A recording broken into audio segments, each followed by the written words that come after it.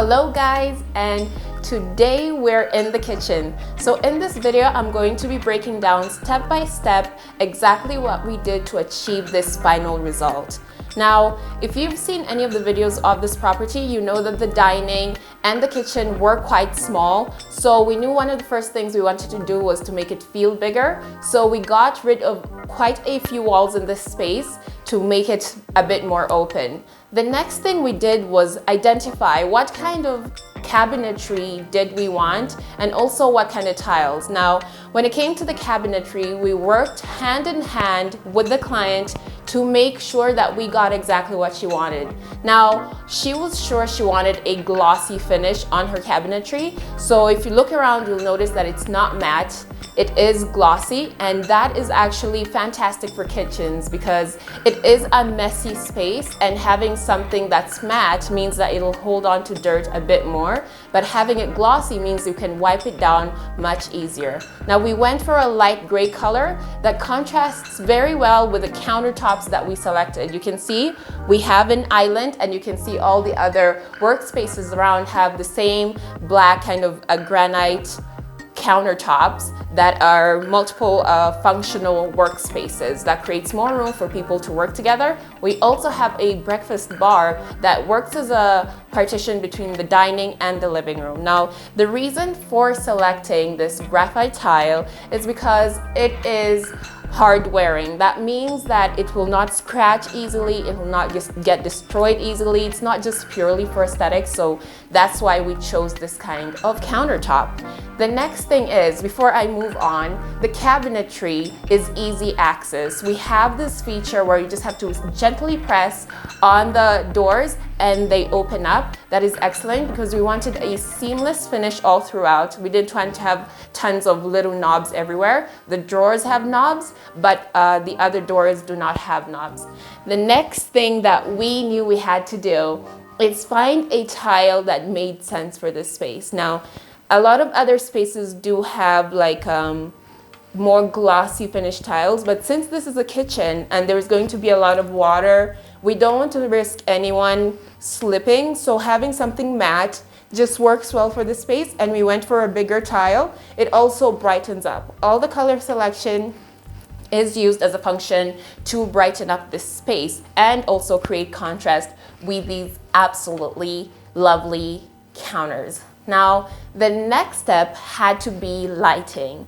When it came to lighting, we knew that it had to be very, very functional because we want to make sure at whatever time you're working in here, you're able to see each and every space in the kitchen. So we have this gorgeous chandelier that is the centerpiece of the kitchen. It's a warm light, gorgeous, right over this lovely island. And then all around we have recessed lights in the gypsum, but also another really neat thing we did was including some small lights underneath some of the cabinetry that lights up the counter space in that area so that if someone has to work in that space, they have more than enough light to do that with. We do like to play around with different types of lighting because here we have the recessed lights, we have the chandelier, we have the what I'd call spot lighting for the specific sections, but also over the breakfast bar we have actual spotlights so that any food that's being presented there, it's clearly seen and people can really see what they're doing. After having in the lighting, working on the cabinetry, selecting the tile, we had to work on the backsplash. Now you can see we also have a sort of a marble finish all over the wall. That is because the colors work well. It's also glossy for the same reason that we chose for the cabinetry and the counter. It's easy to clean, so that was something that we knew we had to do. We did quite a bit of shifting around of things. Apart from getting rid of the wall that was separating the dining and the kitchen to make it feel bigger, we wanted to put in some of the best fittings in the market right now. Like for example, you can see over here, we have this fridge that is really high end. We wouldn't have been able to have that fridge there if we weren't able to come in and identify that space as somewhere that has potential. We had to do a bit of structural modification because that wall as it is did not exist, but we were able to look at it and be like, we could create storage and create a niche for the refrigerator to fit so that we don't have to bulk up the kitchen by having a large fridge sort of in the way. Everything has its own space, and I can tell the final result is actually something that works very excellent. So you know you can't complete a cooking station without having your oven and your microwave. We chose to go for the inbuilt option because, as I said, this was a small space that we wanted to make the most out of. So having them inbuilt into the cabinetry and not have them sitting on top of something else was the best idea for this space. And I think it turned out excellent. I would love to have this in my kitchen, just having everything set in place. But the next thing we had to have, which is another thing that I think most people would love to have in their kitchens, is the dishwasher. We knew we had to have it there because it is convenient. We could create room for it, and it's just one of those additions to a kitchen that really makes it feel more complete. So we put this high-end dishwasher right next to the sink because that's where you'd be cleaning off the plates before you put them into the dishwasher. But you can see that doesn't mean that we kind of skimped on the sink.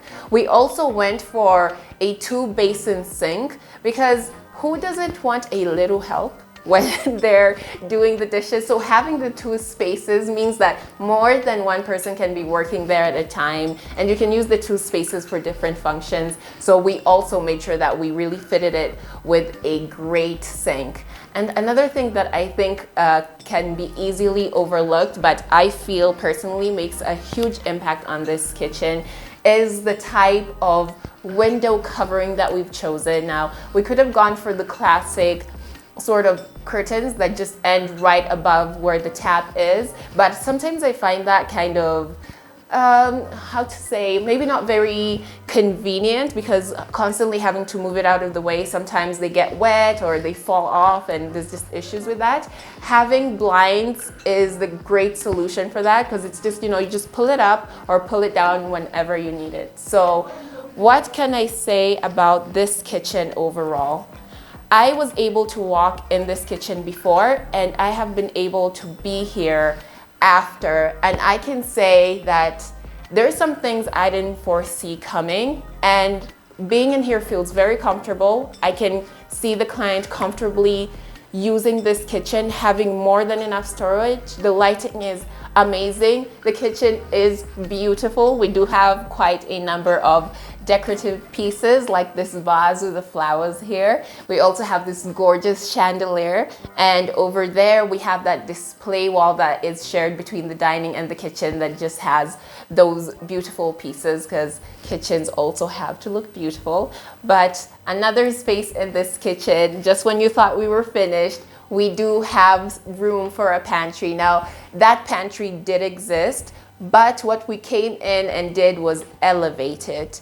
We created more storage. We added a wood finish to just make it feel like its own space. And overall, I think we managed to make that a lighter space, a space that feels bigger, and also a space that is more utilized. Like, we created more room so you can use it more by storing your things and not feeling like you have to put more stuff in the kitchen. So I think this was a knock out of the park.